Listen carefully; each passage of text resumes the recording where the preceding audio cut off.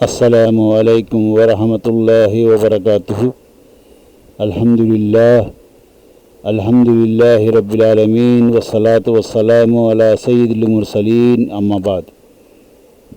ప్రియ విశ్వాస తెలుగు సోదర సోదరీమణులకు Islamic life techniques ఛానల్లో స్వాగతం, సుస్వాగతం. మిత్రులారా, మనము రియాజుస్ సాలిహీన్ అంటే హదీసు కిరణాలు అనే పుస్తకంలో ఉన్నాము.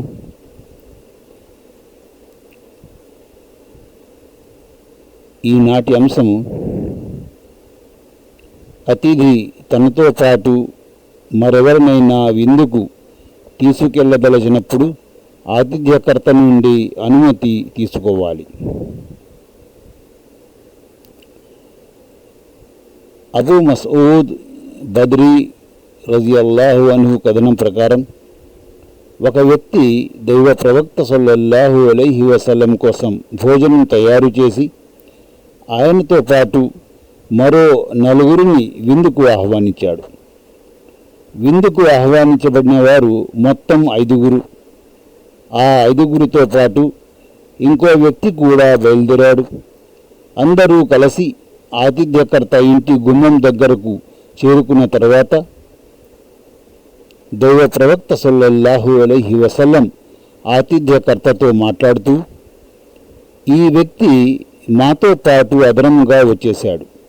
మీ ఇష్టమైతే అతన్ని అనుమతించండి, లేదంటే తిరిగి వెళ్ళిపోతాడు అని అన్నారు.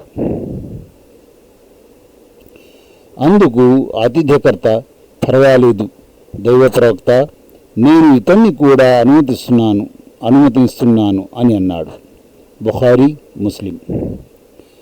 సహీ బుఖారీలోని భోజనాల ప్రకరణం, సహీహ్ ముస్లింలోని పానీయాల ప్రకరణం. ముఖ్యాంశాలు: తమకు ఆహ్వానం లేని విందుకు వెళ్ళటం సభ్యత కాదు.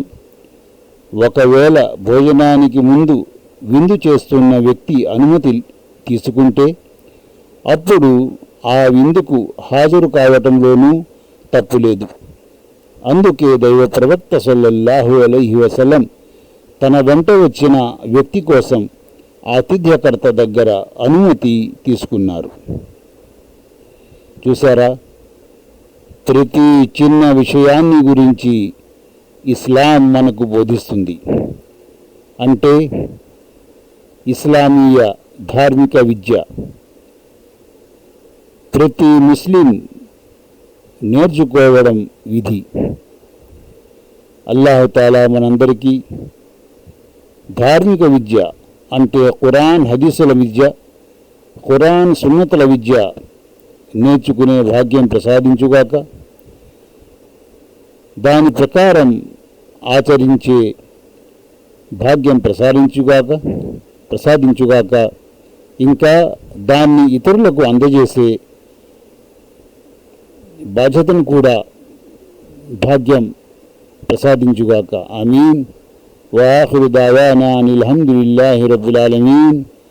అస్సలాము అలైకుం వరహమతుల్లాహి వబరకాతుహు.